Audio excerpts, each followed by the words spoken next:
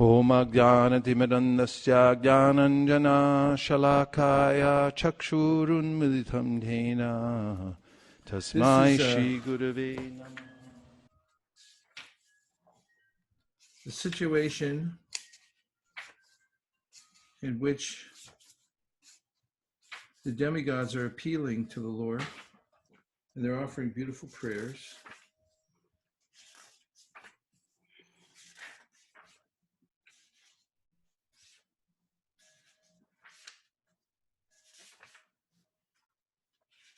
Actually, Brahmaji is offering prayers on behalf of the demigods, even though they can't see him. They're at Shweta-dweep, and Lord Brahma is offering prayers to the Lord. And this is because the demigods had lost their position in the universe, and they're trying to get it back, so they went to the Lord. Actually, they went to Brahma, and Brahma went to the milk ocean, as he did before Krishna appeared in the world. And they offered various prayers. So this one, 47, is about hard work. Klesha Buryalpasarani Karmani Vipalaniva Dehinam Vishayartanam Nata Taivarpitam Twayi. Karmis are always anxious to accumulate wealth for their sense gratification. But for that purpose, they must work very hard. Yet even though they work hard, the results are not satisfying. Indeed, sometimes their work results only in frustration. But devotees who have dedicated their lives to the service of the Lord can achieve substantial results without working very hard. These results exceed the devotees' expectations. Krishna, you want to hear it again? Say yes, just shake your head. I knew you would. Okay. Yeah. Karmis are always anxious to accumulate wealth for their sense gratification, but for that purpose, they must work very hard. Yet even though they work hard, the results are not very satisfying. Indeed, they are not satisfying. Indeed, sometimes their work results only in frustration. But devotees who have dedicated their lives to the service of the Lord can achieve substantial results without working very hard. These results exceed the devotees' expectations. Haribol!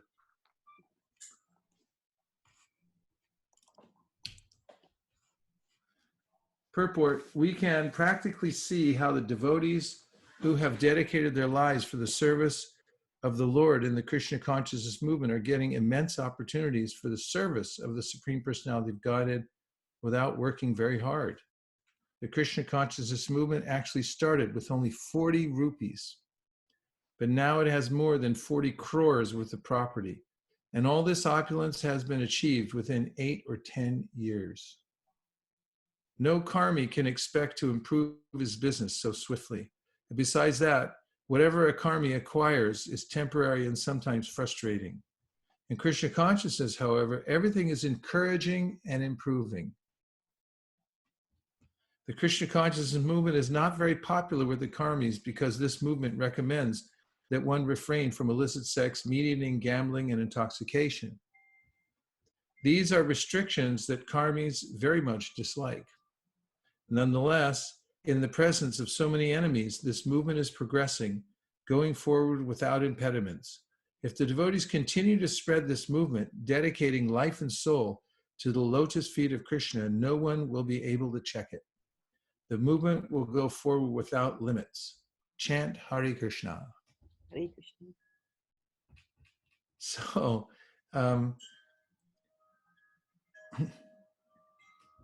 there's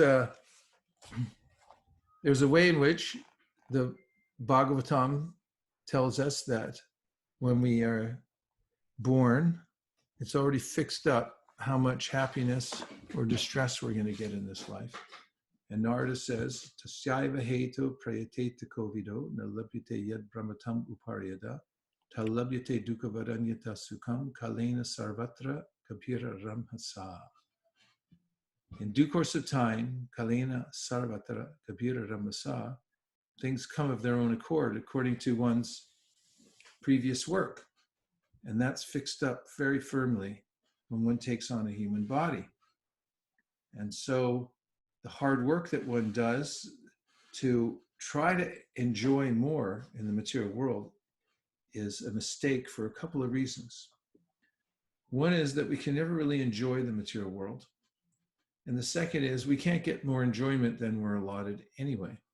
However, Narada says that if you work hard for Krishna consciousness, then you can expand your horizons. You can go back to the spiritual world, and whatever you do is not lost. In the Bhagavad Gita, Krishna says, Neha bikramanashosti pratyavayo navidite swalpamapyasya dharmasya trayate mahato bhayat. Even a little bit of endeavor and advancement in devotional service saves one from the most dangerous type of fear, which is losing the opportunity for human life and falling back down into the lower species. Krishna preserves whatever advancement a devotee makes, and even if you don't make it completely in this lifetime, then he says that in the next lifetime or the next creation, whenever it may be, you take up where you left off before. Whereas whatever material advancement we make is rubbed off the board and we have to start all over again in the next life. Or the karma comes forward and we get what's called mixed happiness. Interestingly, I read in the Yoga Sutras the other day where Patanjali says that happiness is even worse than misery, because then you become really attached to it and you try for it more and more. And the happiness in the material world is something where we try to control it. Although happiness comes of its own accord, there's a way that the materialistic mind thinks, let me bottle it up and keep it and control the experience. For devotees, whether happiness or distress comes, they accept that that comes from their past activities, and now they're getting whatever was due to them. And they're not so much concerned with it because they're concerned with serving Krishna. So Prabhupada ends this by saying Hare Krishna. And this is a kind of an exaltation because he puts a exclamation mark on the end. And this is because Krishna is always victorious. Whatever we do in Krishna consciousness will always have success, even if we don't see it immediately. And Chaitanya Mahaprabhu said, Param Vijayate Sri Krishna Sankirtan, that you're going to be victorious by practicing Krishna consciousness. So invest yourself in those things that make you spiritually rich. In the 18th chapter of the Bhagavad Gita, Krishna says, Jagya, Dana, Tapa. These are three things that he said you should never give up, even if you become a great yogi, a great soul, because he said they purify even the great souls. Yagya means doing work to satisfy Krishna, and Tapa means restraining the senses in order to control the mind and to work dutifully and not get waylaid by sense gratification or the churnings of the mind. And Dana, which means be liberal in giving in charity. Jagda Dana Tama. Jagda Dana Tapa. These three things one should never give up, Krishna says, because they purify even the great souls. One of the characteristics of the material world is that it's very sticky. As soon as we get purified, it's just like when you clean your room. I don't know if you've noticed this, but if you're staying at home a lot, the room tends to get messed up a lot faster because we're living in them 24 hours a day. So even as we move about this world, we perform good activities, we still constantly are being assailed by the material nature. So we have to stay purified. And it's a daily affair, starting over again and working, for keeping the purity in our minds and our bodies. Physically, we have to stay pure, and also mentally. and we have to stay connected spiritually very strongly every day. It's a small price to pay, and it's a very short lifetime compared to the reward that one gets. The Shastras all say this. This is the guidance for human beings. For instance, the Sri Upanishad says, Ishavasyam idam sarvam yat kincha jagatyam jagat tena tyaktena bunjita magrada kasasudanam. Basically, you should understand that everything here in this world is already owned. It's already controlled by somebody else. It's meant for their pleasure, not for ours. It can be leased to us for a little while, where we take a body on lease. And also, we get some facility. Tena tyaktena bhunjita means there's some facility given to us by Krishna's arrangement through material nature. And you can accept that and take whatever you need to maintain a healthy life. But tena tyaktena bhunjita magradha kasasiddhanam, but don't try to covet more. Magradha. Don't try to hold on to more than you need. And what do you need? Bhagavatam says, Kama sanendriya pritir labo jiveta yavata jivasya tattvajignasya narto yascheha karmabi. Do you need just enough so you can stay, as they say in Japan, genki. Genki means healthy, enlivened, and your senses are strong. But you don't need to pile it on. First of all, it doesn't help. It's frustrating. Trying to hold on to things that you can't hold on to. This is actually the root cause of suffering, according to all the Shastras, is thirsting for the non-permanent. And then the Sri Upanishad says, Kurvaneve ha karmani jijivishekshatam samaha evam tvainanyate tostina karma lipite nare. Now, it says that if you think like this, that everything belongs to God, and I'm just leasing it out, and I'm using it for his pleasure in his service, then you're in such a good situation, says Sri Upanishad, you can expect to live 100 years. That's what you get in this Kali Yuga, 100 years. You can expect to live for 100 years without lipyate. Lipyate really means without getting smeared by the material energy. You know, have you ever been smeared? You put on a really nice clothes, fresh, and all of a sudden you get smeared. Something gets on you. It's not going to be easy to get out, and ruins your whole day. And so lipyate means that which sticks to you here in the material world. Lipyate. So Kurvan eveha karmani jijivisheksatam samaha evam tvainanyate tosti na karma lipite. So it won't stick to you if you have this right attitude, if you understand that I'm working for Krishna, I'm not greedily trying to work for myself. And Krishna says a similar thing in the Bhagavad Gita when he says, Ramanyadaya karmani sangam tyakva karotya lipyate nasapapena padma patram ibambasa.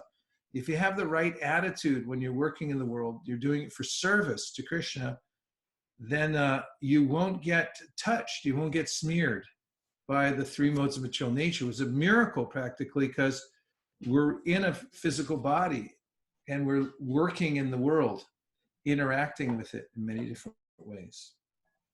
So one should be careful in how one works with the material energy, and be careful to retain the right attitude. So that's a verse I thought I'd bring out, and then we'll take a few questions, and I have some other points that I've collected to share with you today from various places. Questions? So dear devotees, you can unmute yourself. You have the privilege now. And let's see, there's some on the there's some in the chat box. yeah, there's some comments there. Okay. Dipali says, please accept my humble obeisance. Hare Krishna. And Namrata, Hare Krishna. In the verse Tasyaiva Heto, the happiness that comes naturally, does that refer to material happiness? Yes. is that the same as the gain that comes of its own accord in the verse, Yadricha labasantushto? Yeah, that is. Because in that sense, in the Bhagavad Gita, Krishna says, Yadricha labasantushto dvandvatito vimatsara. He's talking about how to work in the world and be balanced, and yet that yadricha, it comes of its own accord, and be satisfied with that. You don't have to push too hard to get more than that. In fact, it's mentioned in the 7th canto that there are 3 ways grahastas should expect to get gain in their life. One is from the sky, comes from rain, because then you get grains, and all kinds of wondrous gifts come from the rain coming from the sky. And the others from the earth, which includes from the sea, from the ground, and from mines and things like that. You get all kinds of things. And the third one said is antariksha, which means that it comes from outer space. It comes out of nowhere. And so this is Narada Muni teaching Yudhishthira in the 7th canto, and he said, so you should take those 3 places where you're getting gifts, and you should use those judiciously, and you should use them to nourish others, take care of other people.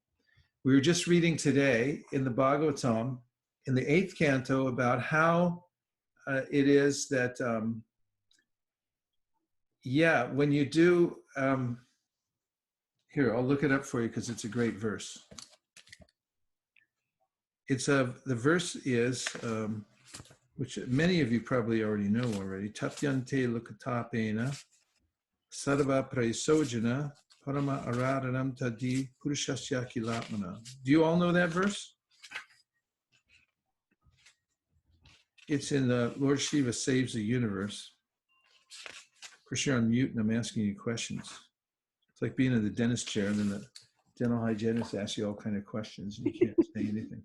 Okay, I know mine does. 8:7:44. It is said that great personalities almost always accept voluntary suffering because of the suffering of people in general. This is considered the highest method of worshiping the Supreme Personality of Godhead, who is present in everyone's heart. He's also the president in everyone's heart. Here is an explanation of how those engaged in activities for the welfare of others are quickly recognized by the Supreme Personality of Godhead. The Lord says in Bhagavad Gita 18:68 and 69, Ya idam paramam kuya mad bhakteshwa vidasiti nachatasman manusheshu kashchan me priyakritama. One who preaches the message of Bhagavad Gita to my devotees is most dear to me. No one can excel him in satisfying me by worship. There are different kinds. This is what the point I wanted to bring to you. There are different kinds of welfare activities in this material world. But the supreme welfare activity is the spreading of Krishna consciousness. Other welfare activities cannot be effective for the law. This is the part I really like. Other welfare activities cannot be effective for the laws of nature and the results of karma cannot be checked. It is by destiny or the laws of karma that one must suffer or enjoy. For instance, if one is given a court order, he must accept it, whether it brings suffering or profit. Similarly, everyone is under obligations to karma and its reactions. No one can change this. Therefore, the Shastra says, Tasyaiva heto prayateta kovido, na labhyateya brahmatam upariyada. One should endeavor for that which is never obtained by wandering up and down the universe as a result of the reactions of karma. What is that? One should endeavor to become Krishna conscious. If one tries to spread Krishna consciousness all over the world, he should be understood to be performing the best welfare activity. The Lord is automatically very pleased with him. Now's when you can start smiling. If the Lord is pleased with him, what is left for him to achieve? If one has been recognized by the Lord, even if he does not ask the Lord for anything, the Lord who is within everyone supplies him whatever he wants. This is also confirmed in Bhagavad Gita. Tesham nityabhiyuktanam yogakshemam mahamyaham. Again, as stated here, tapyante lokatapena sarava prayashojana. The best welfare activity is raising people to the platform of Krishna consciousness. since the conditioned souls are suffering only for want of Krishna consciousness. The Lord himself also comes to mitigate the suffering of humanity. Yada yada hi dharmasya glanir bhavati bharata abhyutanam dharmasya tatatmanam srajamyaham paritranaya sadhunam vinashaya cha dushkritam dharma samstapanartaya sambhavami yuge yuge. Whenever and wherever there is a decline in religious practice, O descendant of Bharat, and a predominant rise of your religion, at that time I descend myself. To deliver the pious and to annihilate the miscreants, as well as to reestablish the principles of religion, I invent myself millennium after millennium. All the Shastras conclude, therefore, that spreading the Krishna consciousness movement is the best welfare activity in the world. Because of the ultimate benefit this bestows upon people in general, the Lord very quickly recognizes such service performed by a devotee. So it's superfluous. You try to help the people's bodies because they're only going to get what they get, basically. Therefore, putting one's energy into helping people to come to full knowledge. The disease is avidya. In fact, the last few years when I was in the San Francisco airport and I was distributing books there, I would tell people that we're doing a drive to help people all over the world who are suffering from a serious disease called avidya. And and then I say, which means ignorance. And it's a very serious situation. People go, yeah, that's very serious. So that's the most serious problem. That is the only serious problem, because other than that, soul has no problem except for misidentification with matter. And now let's see, where were we? Yes, okay, what else do you have there? There are a couple of comments there on Facebook. They're not questions. And so there's Sai Lakshmi Mataji. So she said that she has two comments. The first one is that this is my first time listening to the Nadia Nagare song. So beautiful. It took me in the middle of Lord Chaitanya and Lord Nityananda's Sankirtan. What a treat on this special day. That's so nice. The first time I heard it was in 1975 on Gaur Purnima in Mayapur. Wow.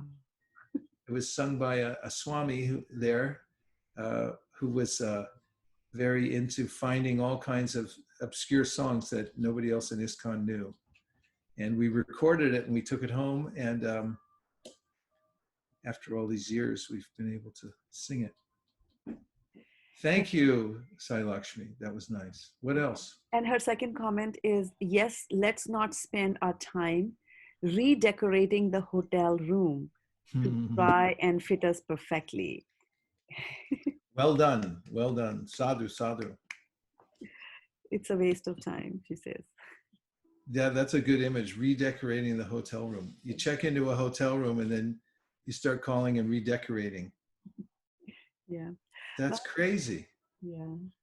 Okay, what else? There's a question from Bhakta Nilesh. Really? He's sending a Now, which Bhakta Nilesh is this? Bhakta Nilesh, our ISV's Bhakta Nilesh. Well, the other day I said something, Bhakta Nilesh took some books down to Monterey, and then Nilesh wrote back, and that was the other Nilesh. Are there two Nileshes running around ISV or what? Not to my knowledge. Does anybody know? Well, there is. Is there now you know there is two Nileshes. Okay. Okay. Well, go ahead. Tell us. Who is that? Avantika? So Nilesh is saying that. Sorry, Avantika, are you saying something? No, I was saying the other Nilesh is the one who got initiated recently by Jayapataka Swami. He is now Nilamani Krishnadas. Yeah, well, so everyone should stop calling him Nilesh then. All right, so this is from our Bhakti Nilesh. Okay, yeah, because he put his last name, Nilesh Vaghela, so there's no... That'll help. Yeah. All right, go ahead. Maharaj, he's looking for the $100 because he's sending a bag. Let me check and see if it's still here. Okay, Nilesh, go ahead. We have the 100, only it's hard to get my drawer open. Go ahead. Let's see if you qualify. This is a bad question. With what mood should we go to office? And should we work hard if this verse says, do not work hard?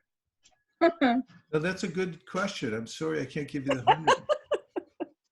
Sorry, The Nilesh. mood that we should go to the office is mentioned by Prabhupada in the 18th chapter of the Bhagavad Gita, and he's quoting the Acharyas, and he's saying, whatever worldly work you have to do, he said, you should think, this is work given to me by Krishna.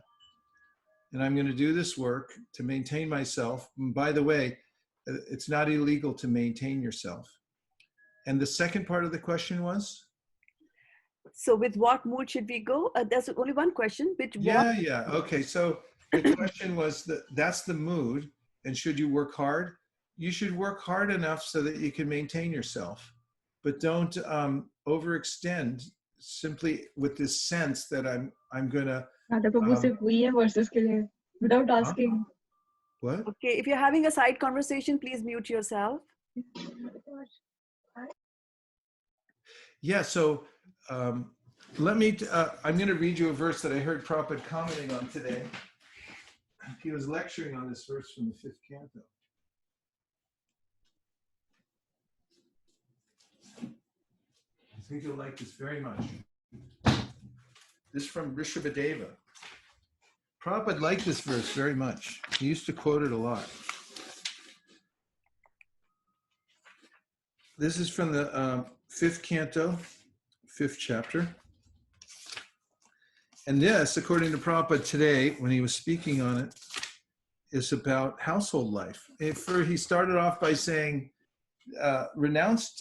he said, great souls are not just sannyasis, they're also grihastas. And he said Bhaktivinoda Thakur, Lord Nityananda, most of Chaitanya Mahaprabhu's associates were grihastas. And then he quoted this verse. This is 553. Yeva mayishe kritasauridharta janeshu deham varavartikeshu griheshu jaya majarati matsu na pritiyukta yavarartascha loke. Those who are interested in reviving Krishna consciousness and increasing their love of Godhead do not like to do anything that is not related to Krishna. They're not interested in mingling with people who are busy maintaining their bodies, eating, sleeping, mating, and defending. They are not attached to their homes, although they may be householders, nor are they attached to wives, children, friends, or wealth. At the same time, they are not indifferent to the execution of their duties. Such people are interested in collecting only enough money to keep the body and soul together. Purport: whether he is an impersonalist or devotee, one who is actually interested in advancing spiritually should not mingle with those who are simply interested in maintaining the body by means of the so-called advancement of civilization. Those who are interested in spiritual life should not be attached to homely comforts in the company of wife, children, friends, and so forth. Even if one is a grihasta and has to learn his livelihood, he should be satisfied by collecting only enough money to maintain body and soul together. One should not have more than that, nor less than that. As indicated herein, a householder should endeavor to earn money for the execution of bhakti yoga. Shravanam, kirtanam, Vishnu, smaranam, padasevanam, arshanam, vandanam, dasyam, sakyam, atma nivedanam. A householder should lead such a life that he gets full opportunity to hear and chant. He should worship the deity at home, observe festivals, invite friends in, and give them prasadam. A householder should earn money for this purpose, not for sense gratification. So no $100, Bhakti Nilesh. Good, I saw Radhakripa Prabhu smile. You were looking a little serious there for me tonight. Are you okay? Yes, he's okay. Maharaj, Sadhu Vrindavan Das is trying to say Sadhu Vrindavan, let's bring him in. Bring in the sadhu from Vrindavan. Hari Bol Prabhu. Hare Krishna sadhu, how come we can't see you? Oh, really? Yeah. My video is on. There's something, come a little bit close to the microphone, Sadhu. Hari Bol. Now can you hear me? There you go. Yes, yeah, now we can hear you. You seem to be fading. Just go ahead, sadhu. So I had this realization on the text 47 we just read. So I had this realization that Krishna's in the Srimad Bhagavatam, it says that in the karmis they work for the results, but when the results come, it's not that satisfying. But the devotees, they they work for Krishna, and when the results come, it is satisfying for them. So I had a verse, Ananyas Chintayanto Mam Yejana Paripasate Tesham Nitya Abhiyuktanam Yogakshemam Bhahamyam. How the Lord says that He will, if a devotee prays to me, I will preserve what he has and give what he lacks.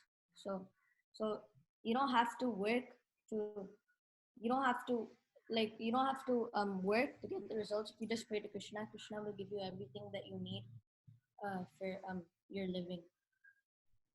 So I had that. Did you tell that to your dad? My dad is watching YouTube actually. Yeah, you tell him he doesn't have to work anymore, eh? Yeah. Well, let's see what he says. Maybe you could call him up and ask him if that's okay. Here Prabhupada says, you can work, but don't work excessively and get so absorbed in it that you forget the goal of life. Don't work so hard that you, hey Vraja, don't work so hard that you don't have time to hear and chant. And otherwise, what's the use? What's the use of it? Have a balanced life so that you can, while you're going through this period of life as grihastha, then you have to be able to keep the vibration going at a reasonable rate so that you don't just get absorbed in thinking about maintaining everything. Thank you very much. Any other reflections or questions? Ashramada Prabhu has one after Antika. No, you can go ahead. No, I was just reading. You go ahead. Yeah. Okay, so I have a comment and a question. Okay. So for my comment was, I was reading last week, I think, in the Srimad Bhagavatam 2nd canto, and I found a verse that was really similar to the one we started off class with today. It's the 2nd canto, 2nd chapter, 3rd verse. I'm bringing it up. Yeah. Okay. Yes, these are some pretty intense verses because they're spoken by Shukadeva Goswami, who is a very renounced person. Go ahead. So it says, for this reason, the enlightened person should endeavor only for the minimum necessities of life while in the world of names. He should be intelligently fixed and never endeavor for unwanted things, being competent to perceive practically that all endeavors are merely hard labor for nothing. So when I read this, that last line really stuck with me. So that's why I saved it. And it just reminded me of what we read today. Nice. It's amazing how well these verses inform our intelligence, isn't it? Mm-hmm. It's and my question was, in the purport we just read, and what you were mentioning earlier, was how the amount of happiness and distress in our lives have already been allotted to us. Yeah. I wanted to know if that included spiritual happiness, and if it did, how should we have more motivation to continue doing devotional service without losing hope that the amount of happiness is predetermined for us? Yeah, well, that doesn't include spiritual happiness. It's in a different category. Okay. The kind of happiness and distress that is being spoken about in these verses is about how we have karma built up from our last lives that determines how much we're going to get some kind of facility in the material world for the senses and how much it will be restricted. In the ultimate issue, they're all suffering for a person who has a higher perspective, because just engagement in the material world in the first place is like being in a prison. And whether you get a good cell or you get, a bad cell, you're still in prison one way or the other. But the spiritual happiness is something that you can work for with great vigor. In fact, it's mentioned in the Shastra that everybody's born into this world as a debtor, and you have to work hard to pay off your debt. There's so much karmic debt that we have that you can't pay it off in one lifetime. It's not possible, because it's been going on since a time immemorial.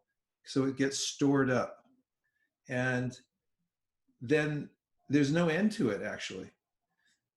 However, as it's mentioned in the Bhagavatam, Devarshi Bhutatna Nrinam Pitrinam Kinkaronayam Nrani Charajan Sarvatmaraya Sharanam Sharanyam Gato Mukundam Parihrita Kartam. Debtor is called a rini. And so when we're born, we're already in debt. How do you like that? Not just for your future college fund, but for everything else. But devas, you owe to the devas. They're providing us all kinds of facilities. The rishis, they give us knowledge and instructions. Bhutatma, all kinds of living entities that have served us.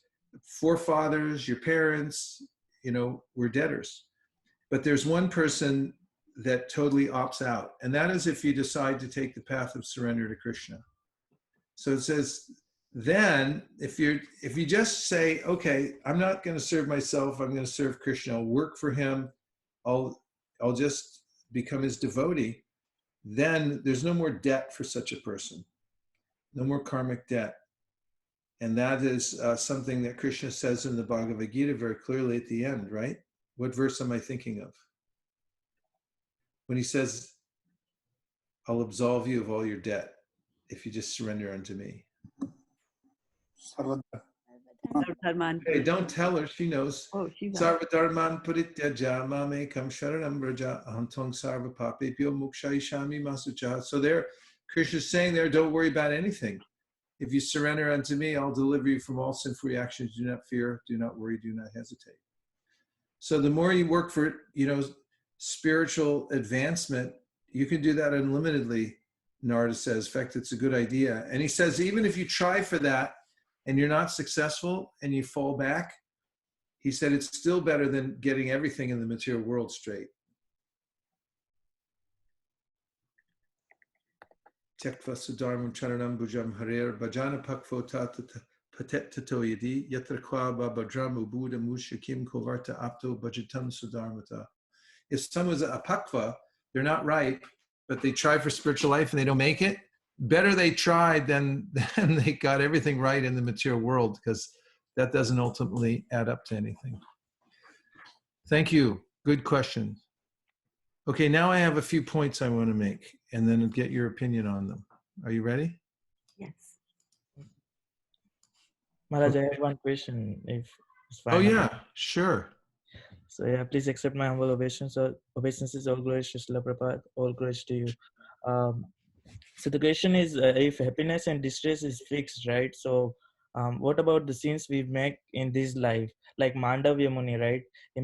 He killed an ant, and then we know the story. So he got the distress in this life only, right? And so yeah, well, there's different phases of karma. As you know, there's aprarabdha palam papam kutam bijam palon mukam.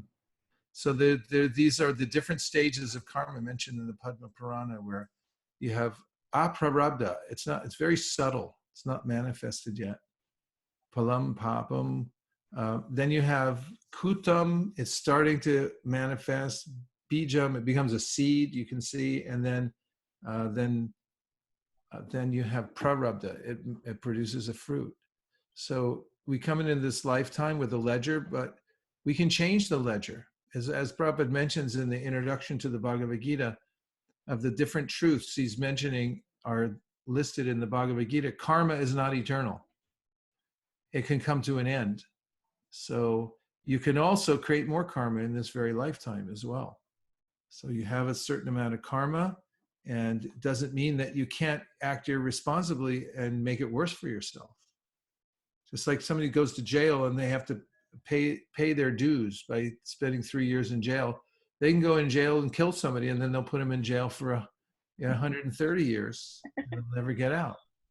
So we're not dead stones. It's not some the point about destiny doesn't mean that we can't make adjustments. We can make adjustments. I mean, there's certain things that are destined, just like if you buy a ticket on an airline, which really not many people are doing right now. But if you get on the airplane and you're flying to Chicago, then once you get on, the flight takes off, you're going to Chicago, you already bought it. But while you're on the plane, you can make all kinds of arrangements, who you're going to meet when you get off, and you can talk to people on the plane and make deals. You can even call from the plane. There's lots of things that you can do. because we have some free will to work within that. And if you really want to get out of the situation altogether, then you put your material life as only on maintenance. You maintain yourself so you can do service for Krishna, because you have to maintain. The body doesn't just cooperate that you just give up. Of course, even in the Bhagavatam, Narada Muni meets this sage, and the sage is very attractive. He's got auspicious features. So Narada starts to talk to him because he recognizes him as a great soul. And he notices that he's a little plump. And he just sits there. He doesn't move. And so Narada asked this obviously spiritually advanced person, what's your life? And he told that, previously I saw that people, they work hard for nothing and it's just suffering. And in the end, you lose it. He said, so I decided to opt out. So now, he said, I took the life of a python. I only sit here and wait. And if something comes, I take it. If it doesn't, I don't take it. He said, how do you get so plump? And he said, well, things just come to me. Sometimes I eat, sometimes I don't eat, but it's just by destiny. So it's not, even there are examples of somebody, if you stop doing anything, I mean, like even in America, if you don't work, the government will take care of you, basically. In India, you don't work, you can just sit there with a little bowl on the corner and people will throw rupees in it. I've seen it at Govardhan and everywhere else. And people, they live on the street, they live under a tree. A lot of times in these festivals, I see these people, they got, a bag they carry around with them with a few pots in it, and that's it. They sit under a tree. During Kartik, they just sit there and basically do nothing. But they're eating fine. Everybody, even the animals are eating. So if you work a little bit, and then you utilize your energy for Krishna consciousness, then you're a smart person. Is that okay, Krishna? Yes, thank you so much, Maharaj. Okay, here's a couple points. Did you have something else, Shraddha? No, after your points, Maharaj. We have some things, but we'll take up after your Okay. sharing. Yeah. All right, so here are a few points I've taken from various places. One is, these are for your consideration, okay? One is that a tiny fish, Prabhupada writes, is more powerful than the elephant because the fish has taken shelter of the water. So I really like this analogy that a tiny fish is stronger than the elephant in the water. Like the current of the Ganga is so strong. If an elephant goes in, he'll be just pulled downstream really fast. And it's a dangerous situation, even for such a strong animal. But a tiny little fish, because he's adapted himself to the water, and as Prabhupada puts it here, he's surrendered to the water. Therefore, he can live in the water. Even a big wave can come, and he's not affected at all. Doesn't bother him. So the surrendered life, the surrendered attitude towards Krishna, is the way that we can live in this ocean of material existence without being affected by it. And like the smart little fish. So that's a thought. And I want to give you a couple more thoughts. Here's a definition of humility. Humility means the recognition that one's Shakti comes from Krishna. Humility means the recognition that one's Shakti or one's powers, whatever they may be, the power to be alive, the power to think and say smart things, the power to do some physical activity in a dexterous way. These are all Krishna Shaktis. So humility means to accept that and don't be puffed up about it. I was talking to a really nice devotee today in New York. His name's Kaustuba Prabhu, and we were exchanging some notes on these programs we're developing to take care of people once they buy books and things like that. And so Kaustuba is doing a program in New York. He does a Bhagavatam class every morning, and a lot of people are listening. He and Raghunath Prabhu do this every day. And he was saying he was very honestly and humbly, and it was just a realization. He said, it's not me. He said, most of these people on the call are smarter than me, better than me in every way. He said, I just have faith in the Bhagavatam. And I read Bhagavatam, and I'm representing Bhagavatam, and therefore the potency comes through. So we should always remember that whatever potency we have in devotional service, in material life, it's all Krishna Shakti. And if we remember that, that's humility. And one more, the third thing to consider, and I'll take some reflections. Bhaktivinoda Thakur says, inconveniences in my service to my guru are my greatest happiness in life. Inconveniences in my service to my guru are my greatest happiness in life. So let's have a few reflections of anything of those 3 points, or any questions. So there were questions from your previous narration, Maharaj. Okay, go ahead. Can we pick them up? Okay. So there's a request from Vamsuli Prabhu, and he's saying that if you can kindly comment on the shloka, Kurvan Nirantaram Karma, Lokoyam Anubandhanat, Teneva Karmanadhyayam, Mam Param Bhaktim Vichati. Could you say the verse again, please? Okay, sorry. Kurvan Nirantaram Karma, Lokoyam Anubandhanat. Yes. Kurvan Nirantaram Karma, Lokoyam Karma Bandhana. So this verse is from the Brahma Samhita, and the verse is saying, Kurvan Nirantaram Karma, that human beings are always doing something. You can't stop. Kurvan Nirantaram Karma, Loko Yam Anuvartate, Tenaiva Karmana Dhyayam Mamparam Bhaktimichati. So if you're, because in human society you have to do something, you're always going to have to work. Humans are always on the move. You should dedicate your activities to me, Krishna is saying. These are instructions he's giving to Brahma, the Brahma Samhita here. It's a nice verse. Kurvan nirantaram karma, loko yamadavartate, tenaiva karmana dhyayam, mamparam bhaktimichati. So kurvan means performing nirantaram, ceaselessly, karma, activities. So that means we're always doing something. The people of the world, loka aya means the people of the world, anuvartate, pursue, tena, by those, eva, indeed, karmana dhyayan, meditating on me, mam. So he says, the people of the world act ceaselessly in pursuance of some ideal. By meditating on me, by means of those deeds, one will obtain devotion characterized by love in the shape of the supreme service. So it means to dovetail everything with Krishna. So if you're working in the world, then do your work for Krishna. As Krishna says in the Bhagavad Gita, that yat karoshi yat ashnashi, yat johasi dadasyat, yat tapasyasti kuntayat, that kudashra manarpanam, whatever you do, whatever you eat, whatever you offer and give away should be done as an offering unto me.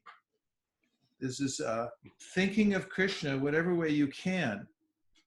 Yena tena prakaryena mana Krishna niveshayat. Rupa Goswami gives this verse that one way or another, you should try to fix your mind on Krishna. Yena tena, whatever way you can. So, even demons, I was studying this verse today from the Srimad Bhagavatam. Kama dvesha bayat snehad yata bhakteshwari mana avesha taragam hidva bhavas tadgatim gata. Many persons have attained liberation simply by thinking of Krishna with great attention and giving up sinful activities. This great attention may be due to lusty desires, inimical feelings, fear, affection, or devotional service. So if you're going to have to work anyway, and you are, and human society is moving on, if you meditate on Krishna somehow or other through your work, by giving some of the fruit of the work to Krishna, or working directly for Krishna, all these ways in which you can fix your mind on him, then you're not being carried away by karma. You'll actually develop love for Krishna, and you'll go back to Godhead. Okay, another question, please. Whereas there are questions on the chat, on the Zoom chat, one from Namrata, I'll get it. one from Shukeshwari. Okay. Do you want me to read or you'll read? No, I'll get it. Okay. Hey, look, there's Divyangi. Yeah, she had a observation. I like the point about happiness is even worse than misery because it binds us more to this material world. Now, you got to be a real sadhvi to like that. I have small reflection about how it is nice to have our spiritual practice and whether there's mystery or happiness. It's nice to go back to Krishna all the time. And it is nice to hear the real happiness is Krishna and hear about Krishna. Yeah, you got it. You got it. Okay, from Pixel to everyone. That's Dhanavari. That's Dhanavari. That's our very own Dhanavari. I like avidya, ignorance. No, you don't. When I was in elementary school in India, the quote was written on the wall saying, Sa vidya ya muktye. Try to get that kind of vidya that liberates you. Yeah. The Sri Upanishad is saying, Vidyam chayas tadvedo bayam saha avidyayam ritum chitva vidyayam ritum ashnade. Can you please elaborate on the last point, inconveniences in my service to Guru? Well, yes. The fact is, and I hate to tell you this, I don't know if I'm the first one to break this to you. So please brace yourself. Are you still there? There you are. I said, the material world is a very inconvenient place. And, it's funny because it comes with warning labels on it all over the place. But I just drive right past those and go, that's all right. It's just like Chitraketu. He wanted a son so much that when Angira came to his kingdom, mystic powers, he could give anything and he could bestow, spiritual realization, but Chitraketu couldn't hear it. He didn't ask him anything substantial. He said, I want a son. I mean, of course, in the material world for a king, that's the biggest thing you can have.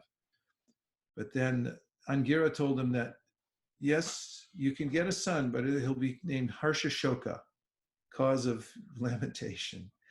There'll be some happiness too, but mostly lamentation. And Chitraketu said, no problem. I can handle it. Problem is we can't handle it.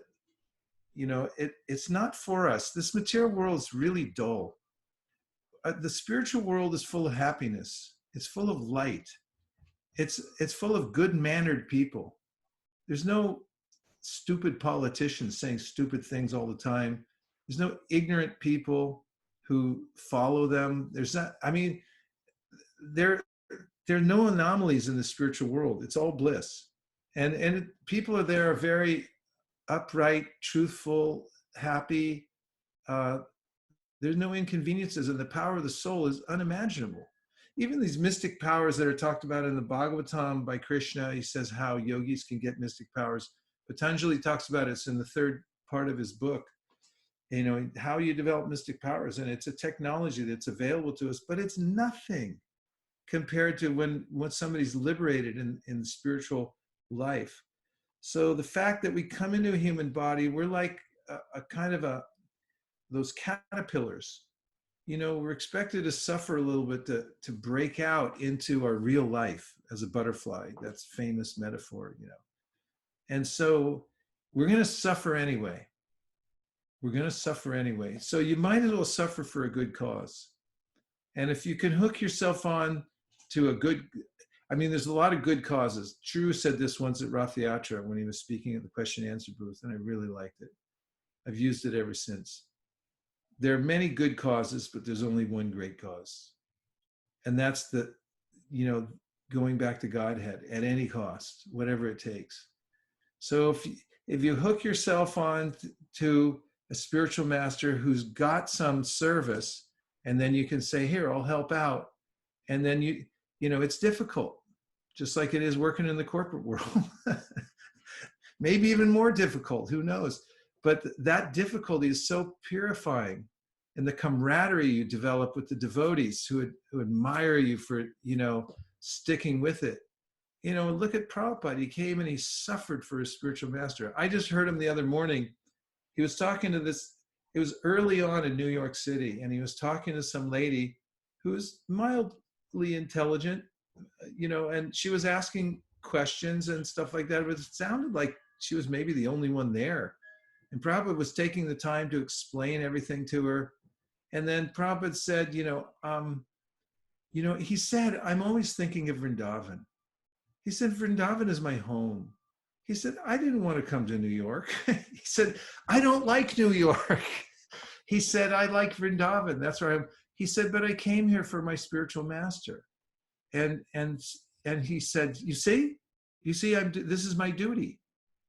And Prabhupada lived like that. So this human life is meant for sacrifice. And if you can sacrifice it for a spiritual cause by being lined up in disciplic succession and getting some service, and then performing that and taking the trouble it takes to do it, then basically, you're set. And so when the suffering comes to a devotee who's lined up and doing service, it's not like, oh, I quit. When it gets hard, I quit. I don't like this. That's in the mode of passion.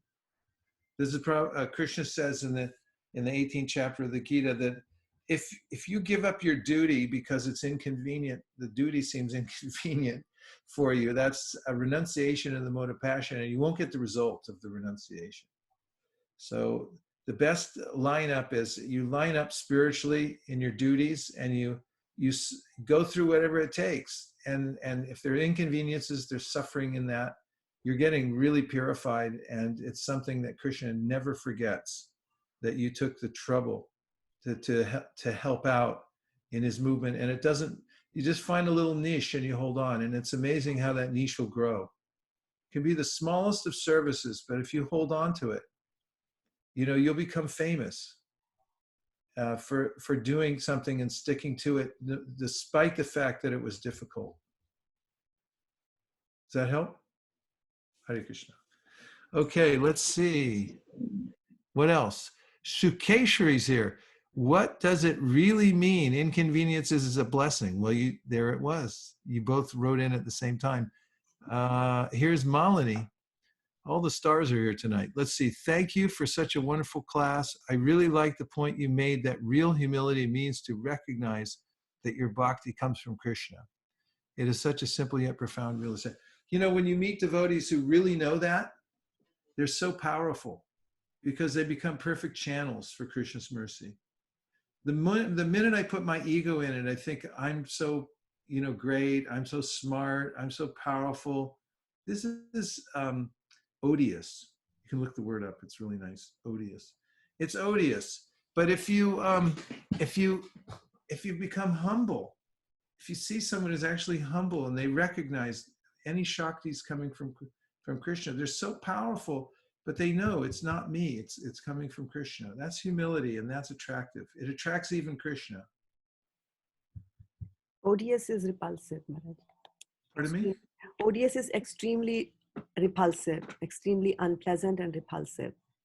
It's extremely repulsive. And it's just like, if you're in Mangalartik and someone ate a garlic pizza the night before and then walks in, you can smell it. And the same way, you can smell when somebody's, got that thing that, it's me, I'm doing this, I'm so cool. Even if it's in devotional service, it's like, could you tone it down a little bit? It's odious. Okay, go ahead. What else? Gurumaj, may I ask a question? Yes, Manjula Kanda. Finally, a live question. Gurumaj, and I still have the $100.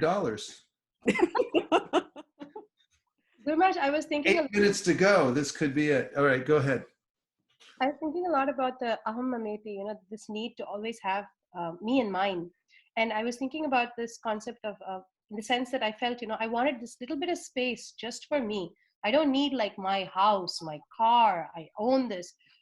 But then every human being has a minimal amount of me in mind that they need. Like my own personal space, don't we say that? Does this have to do with the lockdown now? No, I'm trying to understand. Is that okay with me in mind when you say? Yes, it's perfectly okay. If you need a palace because you're a king, kings, they're kshatriyas. They have a certain nature. They need a palace to sit in. Otherwise, they feel a little uncomfortable. And other people, Brahmana type people, they don't like that stuff. They want like a simple thing with like a little thatched roof thing with no amenities, just stay, because they're in a different mode of nature. So everyone's born into different mode of nature, different mixtures of modes, and those have to be accommodated. And see, if you don't accommodate them, here, let me read you a purport. May I? Yes, sir. Permission? Okay. I think you've heard it before, but you'll be delighted to hear it again if I can find it this time. I was looking up for somebody the other night and I couldn't find it. Here you go. Okay, this is from 8/2/30. You ready? Yes, sir. Okay, keep your ears wide open and hear directly from Prabhupada. Thereafter, because of being pulled into the water and fighting for many long years, the elephant became diminished in his mental, physical, and sensual strength. The crocodile, on the contrary, being an animal of the water, increased in enthusiasm, physical strength, and sensual power. Purport: in the fighting between the elephant and the crocodile, the difference was that although the elephant was extremely powerful, he was in a foreign place in the water. During 1,000 years of fighting, he could not get any food, and under the circumstances, his bodily strength diminished. And because his bodily strength diminished, his mind also became weak and his senses less powerful. The crocodile, however, being an animal of the water, had no difficulties. He was getting food and was therefore getting mental strength and sensual encouragement. Sensual encouragement. Thus, while the elephant became reduced in strength, the crocodile became more and more powerful. Now, from this, we may take the lesson that in our fight with Maya, we should not be in a position in which our strength, enthusiasm, and senses will be unable to fight vigorously. Our Krishna consciousness movement has actually declared war against the illusory energy in which all the living entities are rotting in a false understanding of civilization. The soldiers in this Krishna consciousness movement must always possess physical strength, enthusiasm, and sensual power. To keep themselves fit, they must therefore place themselves in a normal condition of life. What constitutes a normal condition will not be the same for everyone, and therefore there are divisions of varnashrama, brahmana, kshatriya, vaishya, shudra, brahmacharya, grahastha, vanaprastha, and sannyas. Especially in this age, Kali Yuga, it is advised that no one takes sannyas. Ashvamedham galavam bam sannyasam palapatrikam devarina sutupatim kalo pancha vivarjayat. From this we can understand that in this age, the sannyas ashrama is forbidden because people are not strong. Sri Chaitanya Mahaprabhu showed us an example in taking sannyas at the age of 24 years, but even Sarvabhauma Bhattacharya advised Sri Chaitanya Mahaprabhu to be extremely careful because he had taken sannyas at an early age. For preaching, we give young boys sannyas, but actually it is being experienced that they are not fit for sannyas. There's no harm, however, if one thinks that he is unfit for sannyas. If he is very much agitated sexually, he should go to the ashram where sex is allowed, namely the grahastha ashrama. That one has been found to be very weak in one place does not mean that he should stop fighting the crocodile of Maya. One should take shelter of the lotus feet of Krishna, as we shall see Gajendra do, and at the same time, one can be a grahastha if he is satisfied with sexual indulgence. There is no need to give up the fight. Sri Chaitanya Mahaprabhu therefore recommended stane stita shrutigatam tanuvan manobi. One must stay in whatever ashram is suitable for him. It is not essential that one take sannyas. If one is sexually agitated, he can enter the grahastha ashram. But one must continue fighting. For one who is not in a tranquil position, to take sannyas artificially is not a great credit. If sannyas is not suitable, one may enter the grahastha ashram and fight Maya with great strength, but one should not give up the fighting and go away.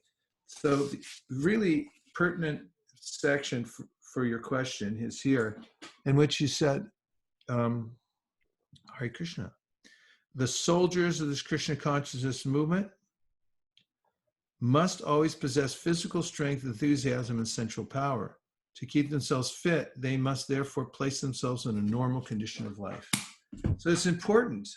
When the Bhagavatam says, Kamasya nendriya pritir labo jivete yavata, they're never saying anything impractical that you should, just give up everything and do something unnatural. It's a very commonsensical process. Take care of the body in such a way that you can be strong. And some people get stronger by renunciation. Some people, they need some kind of, special arrangement so that they can be enthusiastic. And so that's what counts. I really like the part where you said that just because a person is not strong in one part doesn't mean that he's not, he can't fight the fight. Is right. Yeah. Papa allowed people to, move, that they didn't get along one place, go somewhere else, this and that. Not encouragement to just whimsically walk away if things aren't going the way you want. That's also trouble. We talked about that already. Yeah. But I've seen, a sports team, sometimes somebody's lagging and then they trade him and becomes a superstar, on another team. Everyone fits somewhere. So try to fit in. The material world's not a perfect fit. It's hard to find anything. So Prabhupada says you have to be inventive. You have to, and when it comes to livelihood, be inventive.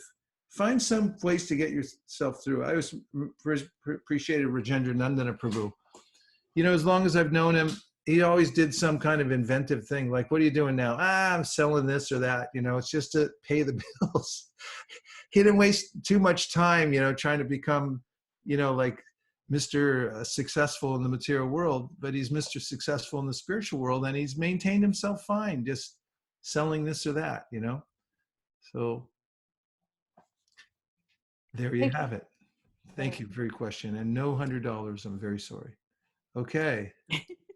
Well, we've come to the end of our time, and I'm just looking through the names up here, and boy, do we have some wonderful devotees. Let's have a little kirtan to end, and keep thinking of Krishna. It's so important to remember Krishna. When you wake up in the morning, say this verse, Jayati Janandivaso Devaki Janmavado Yadavara Parishat Swarador Virasana Dharmam Stira Chara Vijinana Sismita Shri Mukena Vrajapuna Varitanam Kamadevam. And remember, Krishna is a person, and he's the most beautiful. Anyone who saw Krishna, some who saw Krishna, they were just so stunned. They couldn't stop looking at him. And when Krishna would play his flute, the Jamuna would stop flowing or go backwards. Birds would stop in the air, midair. They just stop. They were flying and they'd stop. The whole world becomes stunned by his flute. So he's all attractive. And one way or another, Mana Krishna Deveshayat, fix your mind on Krishna, read his instructions from Bhagavad Gita, and remember him by saying his names. That's the most sweet process in the whole universe that Lord Chaitanya Mahaprabhu gave us. You're directly saying Krishna's name. There's nothing that isn't all fruit. It's perfect, the Maha Mantra. And if you say it and just remember, when the mind goes away somewhere else, just say, come back to Krishna and listen to these names. This is the process of bhakti, and you'll be so successful by this process.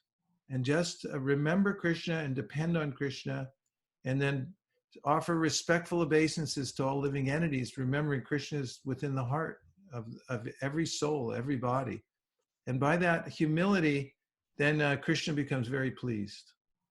That's all there in the 11th canto in the section on bhakti. Isn't it? Let's ask, yeah, isn't it there in the 11th canto? Do you remember on the section of bhakti? Ananda Murari, do you remember? When we were in Govardhan, we read that section. Ananda Murari, were you there that year we read from the 11th canto about bhakti? I wasn't there, but Mukaravan just said, yes, he said, yes, it was there. He was there? Yeah, Mukaravan. I wasn't there for the 11th canto. I was there for 10th canto in Krishna book. So say one thing you remembered from our reading in Govardhan. I remember that Srila Prabhupada writes in Krishna book that there is always an opportunity for devotional service. Oh, but there's actually another thing that I remembered. I knew you were going to remember this. Has to do with Names? decorations of the bodies of the cowherd boys, right? No, I was thinking the names, the sequence of names. Oh, that one too. Yeah. Okay, you have to look those up and then bring them back to us. Okay, I'll look them up. Yeah, those are good times. Just hearing Bhagavatam, it's all cream.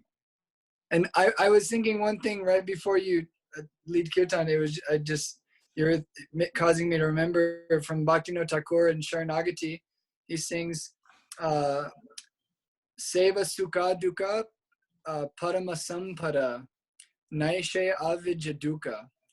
That in your devotional service, I encounter happiness, I encounter distress, and all of these things are my greatest treasures, because Nashe Avijaduka, they destroy the suffering of ignorance. So I was just remembering that. That's beautiful. Thank you for bringing that out. And you know, Mukaravinda, I think you were saying, he'll remember that time we read about bhakti, and it was the thinnest section in the 11th canto, and it said a Vaishnava should bow to even a dog. And the next morning we all went out on the Govardhan Parikrama, and we were like about 2 hours in, and we got to we were to Uddhavakund. The sun was just coming up, and yeah, it's beautiful. And then there was this dog right in front of the temple rolling on his back in the dust. So all spontaneously, we just offered our obeisances to the dog. And he flipped over and he looked at us. And he said, the look on his face was priceless. He looked at us like, what? No one's ever done that before. And we were remembering how Krishna makes bhakti so simple. Be humble. Offer respects to all living entities. Remember that I'm there in the heart. Thanks, Ananda. It's so good to see you. Hare Krishna. And Namrata has given us the verse number for that. The one that really? Yeah, 11:29:16. Extra points for that. Disregarding the ridicule of one's companions, one should give up bodily conception and its accompanying embarrassment. One should offer obeisances before all, even the dogs, outcasts, cows, and asses falling flat upon the ground like a rod. That's bhakti. That's the system of bhakti that he mentions in the 11th canto. Gaur Prevarande Haribo. Nachari Armarman, Nachari Armarman, Nachari Armarman, Nachari Armarman, hey, Nachari Armarman, Nachari Armarman, Nachari Armarman, Nachari Armarman.